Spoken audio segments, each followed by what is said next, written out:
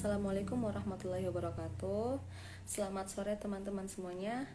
Apa kabar hari ini? Semoga kita dalam keadaan baik dan sehat ya. Amin ya rabbal alamin. Eh, Kami dari kelompok 1, saya sebagai moderator yaitu saya Vina Sulistiawati dengan NPM 21403011189 bersama rekan-rekan saya yaitu ada Mbak Pungki dengan NPM 20103011054. Yang selanjutnya adalah ada Dinayanti dengan NPM 21403011191.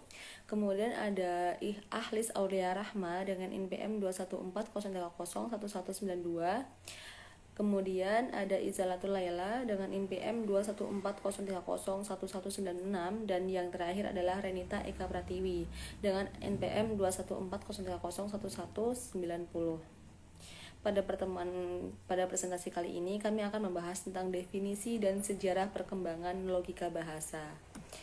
Nah, sebelum kita pelajari lebih lanjut, apakah ada yang sudah tahu apa itu logika bahasa?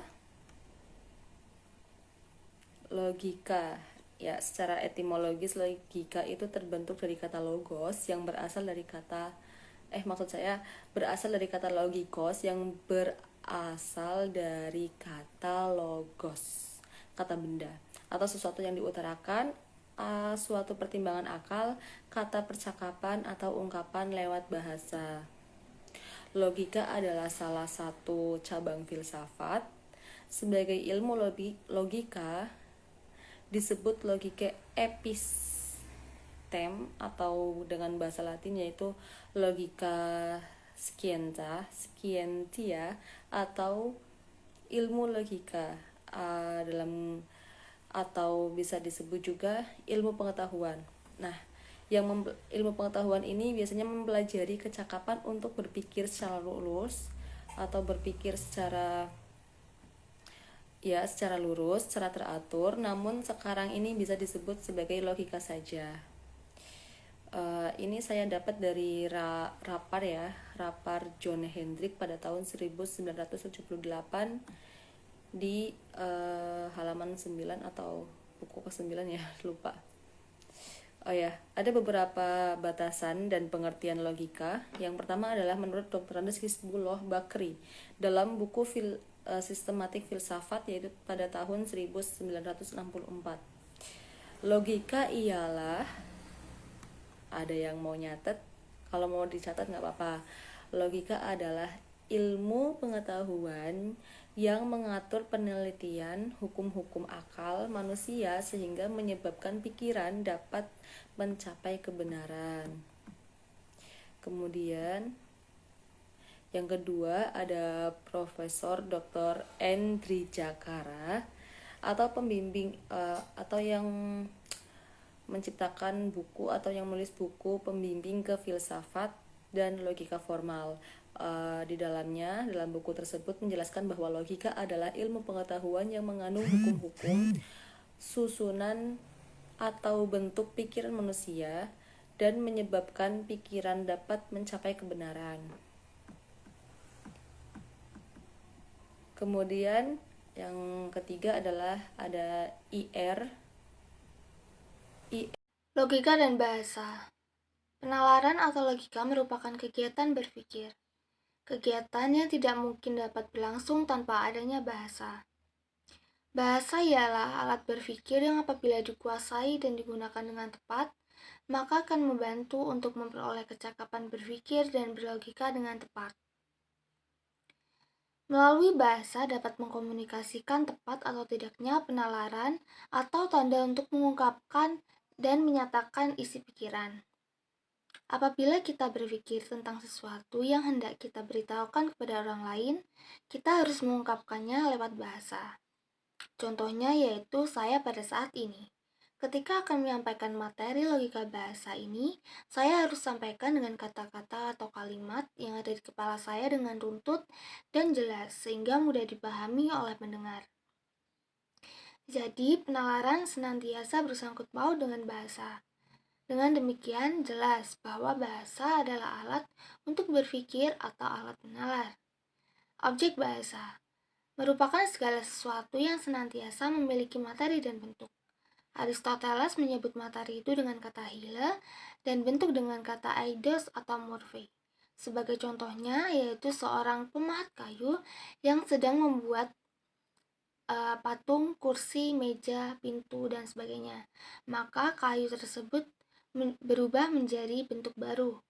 Yang semula berupa kayu yang berbentuk dari pohon berubah menjadi bentuk yang berbeda. Dapat pula bentuknya sama tetapi materinya berbeda. Misal, dua buah patung serupa tetapi yang satu materinya dari kayu, yang kedua materinya dari tanah liat. Dengan demikian jelas bahwa materi dan bentuk merupakan dua konsep yang korelatif. Bahwa materi harus memiliki bentuk dan bentuk tidak mungkin tanpa adanya materi. Pikiran yang digunakan dalam penalaran dan yang diungkapkan lewat bahasa juga memiliki materi dan bentuk. Contohnya, ketika kita mengatakan bundar, materinya ialah isi dan arti kata itu sendiri, sedangkan bentuknya adalah positif.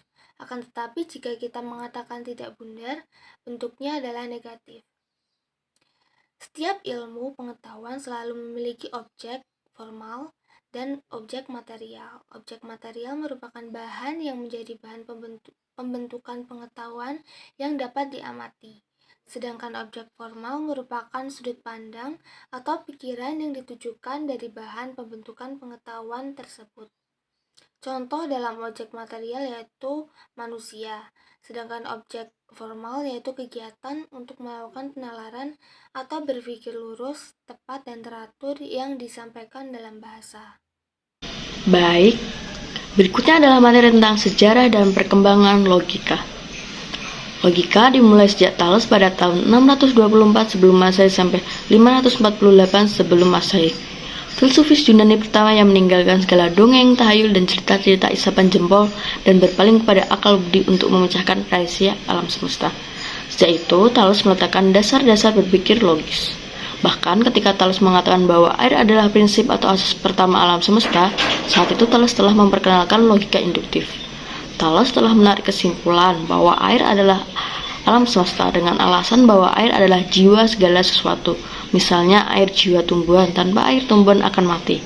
Darah jiwa hewan dan manusia, sedangkan uap dan es adalah air. Jadi air adalah jiwa dari segala sesuatu yang berarti air adalah alam semesta. Dengan demikian dapat dikatakan sejak Thales, sang filsuf pertama logika mulai diperkembangkan. Semua filsufis sesudah Thales berperan serta dalam pengembangan logika sebelum istilah logika itu sendiri dikenal. Aristoteles adalah filsufis pertama yang menjadikan logika sebagai ilmu, sehingga dapat disebut sebagai logika stentia, yaitu analektika, yang secara khusus meneliti berbagai argumentasi yang berangkat dari proporsi yang benar, yang dialektika, yang secara khusus meneliti argumentasi yang berangkat dari proporsi yang masih diragukan kebenarannya.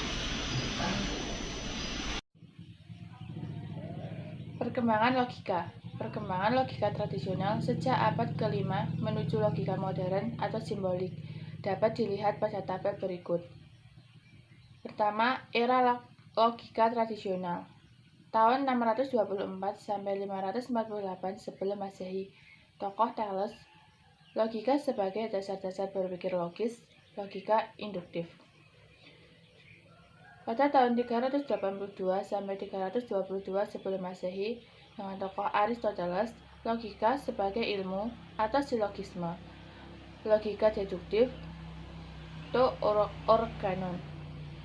Tahun 370 sampai 288 sebelum Masehi, dengan tokoh Theophrastus yang berperan sebagai pemimpin Lyceum, murid Aristoteles yang melanjutkan karya-karya Aristoteles.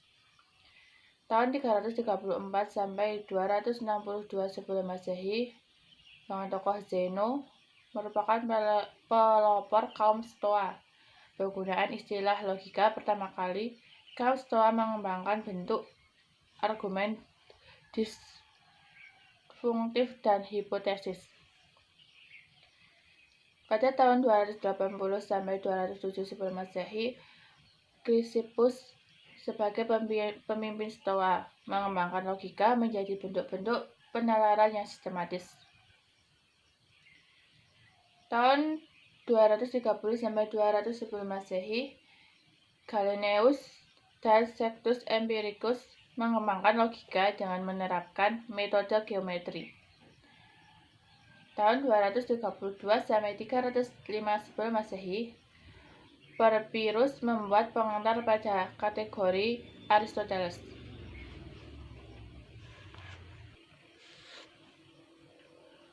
Selanjutnya pada era logika modern. Tahun 1588 sampai 1679 ada Thomas Hobbes, dan pada tahun 1632 sampai tahun 1704 terdapat John Locke. Mereka mengembangkan logika Aristoteles dan digunakan secara murni. Selanjutnya 1561 sampai 1626 Francis Bacon mengembangkan logika induktif. Pada tahun 1646 sampai 1716 ada Gottfried Wilhelm Leibniz, dan pada tahun 1815 sampai 1925 terdapat George Boole, dan 1834 sampai 1923 terdapat John Venn. 1848 sampai 1925 terdapat Gottlob Frege. Mereka berperan sebagai pelopor logika simbolik. Selanjutnya, pada tahun 1839 sampai 1914 ada tokoh Charles Sanders Peirce yang memiliki peran sebagai melengkapi logika simbolik melalui karya tulis yang sangat banyak. Menafsirkan logika selaku teori umum mengenai tanda atau dikenal sebagai Peirce Law. Selanjutnya 1861 sampai 1947 terdapat Alfred North Whitehead, dan 1872 sampai 1970 terdapat Arthur William Russell sebagai penulis Principia Mathematica. Tahun 1889 sampai 1951 terdapat Ludwig Wittgenstein. 1891 sampai 1970 ada Rudolf Carnap, dan 1906 sampai 1978 terdapat Kurt Gödel. Mereka sebagai penerus logika simbolik. Yang selanjutnya kita akan membahas tentang silogisme.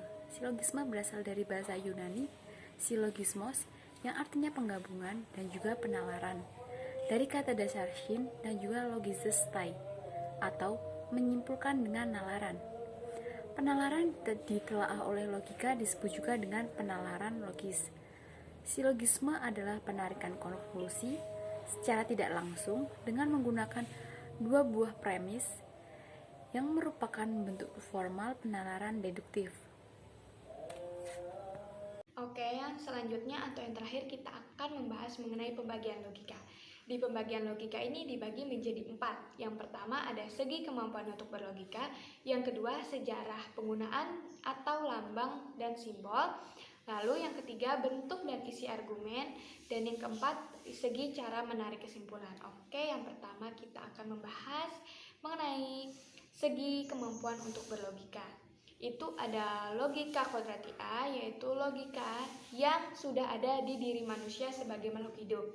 Jadi, tanpa belajar logika, ia sudah memiliki kemampuan untuk berlogika. Lalu, ada logika ilmiah, yaitu logika yang bisa dimiliki manusia ketika ia belajar secara khusus. Misalnya, belajar membaca buku. Yang selanjutnya atau yang kedua kita akan membahas sejarah dan penggunaan lambang atau simbol. Di sini ada dua. Yang pertama ada logika klasik atau tradisional. Itu dikenal dengan Aristoteles pada abad ke-5 sebelum Masehi. Jadi lebih menggunakan lambang bahasa yang dikenal dengan logika Aristotelian. Lalu yang selanjutnya ada logika modern, yaitu kebalikannya dari logika klasik ini, jadi lebih menggunakan lambang non bahasa. Di logika modern ini ia lebih menerapkan prinsip matematika. Oke, yang ketiga ada bentuk dan isi argumen. Di sini ada logika formal, yaitu membahas sebuah kebenaran argumen yang dilihat dari segi bentuk. Lalu ada logika material, yaitu membahas sebuah kebenaran argumen yang dilihat dari segi isinya. Jadi intinya kalau logika formal yaitu melihat dari bentuknya, sedangkan logika material itu dilihat dari isinya. Lalu yang keempat atau yang terakhir kita akan membahas dari segi cara menarik kesimpulan. Di sini ada logika induktif, yaitu bentuk penalaran yang didasarkan kebenaran-kebenaran tunggal yang ditarik menjadi satu kesimpulan umum atau biasa dikenal metode induktif. Lalu ada logika deduktif, yaitu penalaran yang berdasarkan kebenaran umum atau yang sudah ada lalu ditarik menjadi kesimpulan untuk kebenaran yang baru. Oke, sekian dari saya. Kurang lebihnya saya mohon maaf. Wassalamualaikum warahmatullahi wabarakatuh.